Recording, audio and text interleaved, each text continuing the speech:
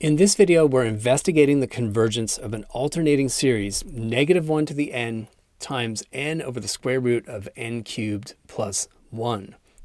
And I like to always start by just testing for absolute convergence first, because if it's absolutely convergent, then it's also convergent in the ordinary sense. So to test the absolute convergence here, we just take the absolute value of all the terms. In other words, the -1 to the n part goes away. We're not concerned with that. And we're trying to test convergence of this series, n equals 1 to infinity of n over the square root of n cubed plus 1.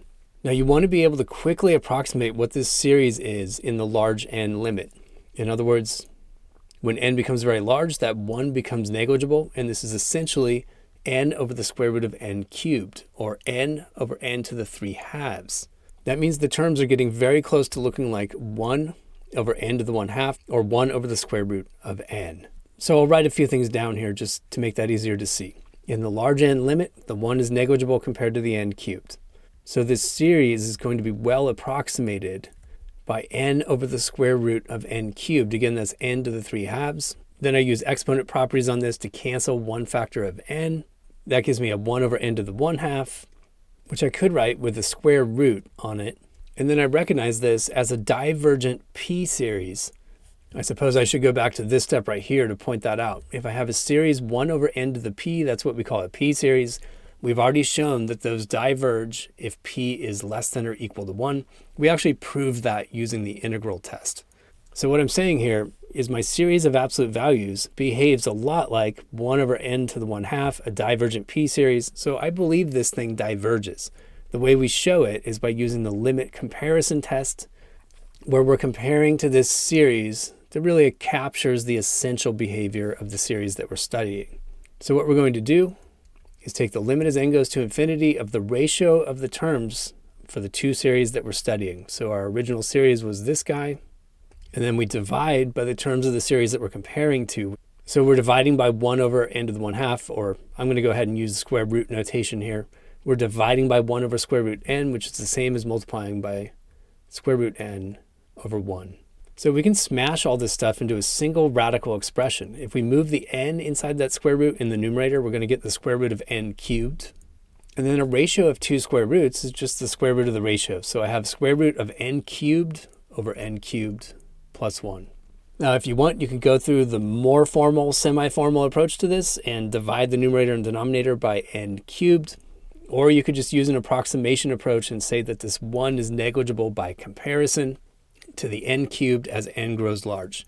So the inside of that square root is going to simplify to an n cubed over n cubed, which is then 1, and the square root of 1 is 1, and the limit of 1 is 1. So by obtaining a finite constant from the limit comparison test, I've shown that these two series share the same convergence behavior. In other words, they're both divergent, and our series fails to converge absolutely. So now that we've failed the absolute convergence test, we go into the alternating series test to see if the series of alternating terms is going to converge. Now, if it does, we would call it a conditionally convergent series because we failed the absolute convergence test. So let's just clean the slate and get into the alternating series test. So as it turns out, and you may or may not have ever seen the proof of this, if I have an alternating series, then all I have to do to show that it converges is show these two facts. First, I have to show that the terms are approaching 0 in the large n limit.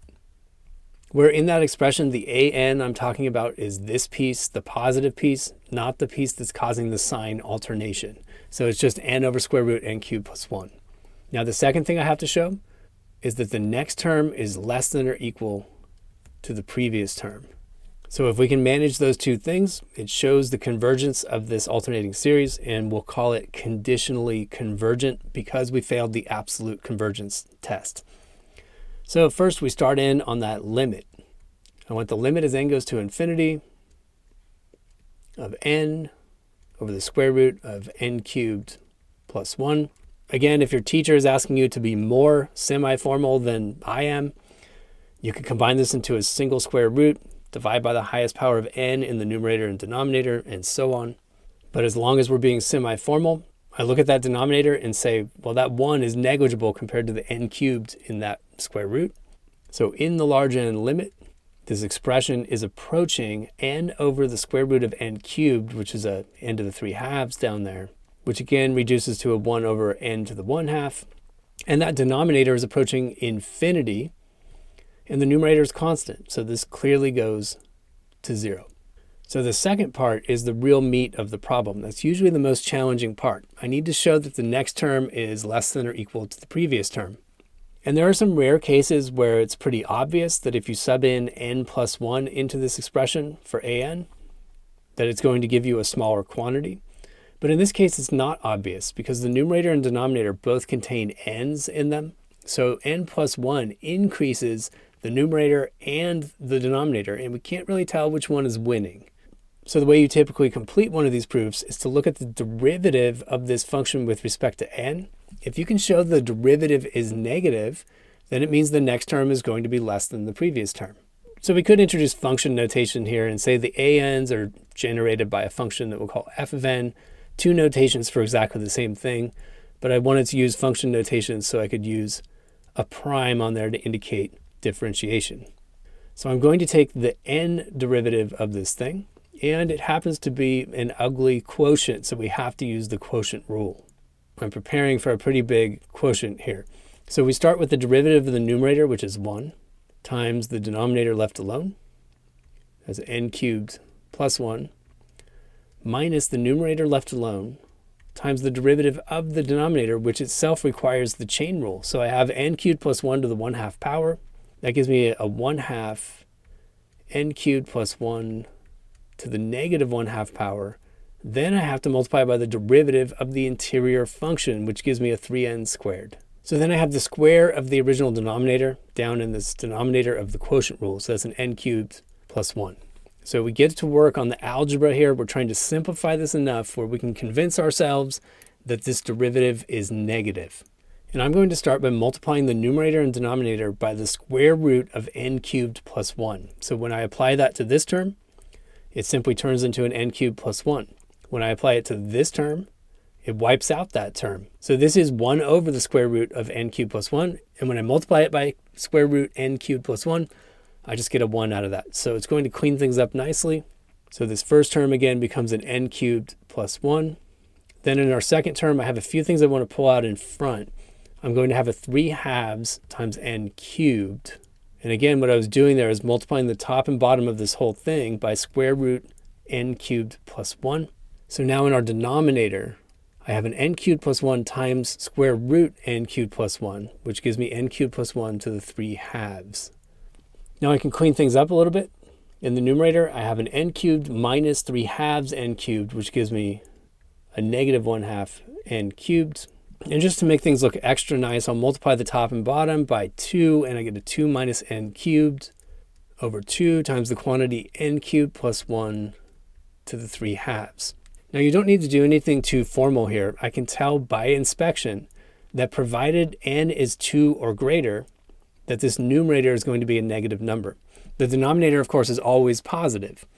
But if I sub in n equals 2 in that numerator, I get a negative 6. If I plug in n equals 3, I get a negative 25, and so on and so on. It just keeps getting more negative. So the point is this derivative is less than 0 for all n's that are greater than or equal to 2.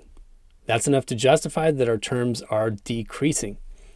So we've satisfied number 2 in the alternating series test. We already took care of number 1 with that simple limit, and we've shown that this thing converges. Now again, we already showed the series of absolute values diverges, and that means our original alternating series converges conditionally. If you enjoyed this video, or at least found it useful, check out another one by clicking one of the links on the left, or click the Zach's Lab logo on the right to explore dozens of physics and math playlists. As always, you can leave your questions, comments, and requests in the comments section below, and I'll get back to you within 24 hours. Thanks for watching Zach's Lab, and best of luck on your math and physics journey.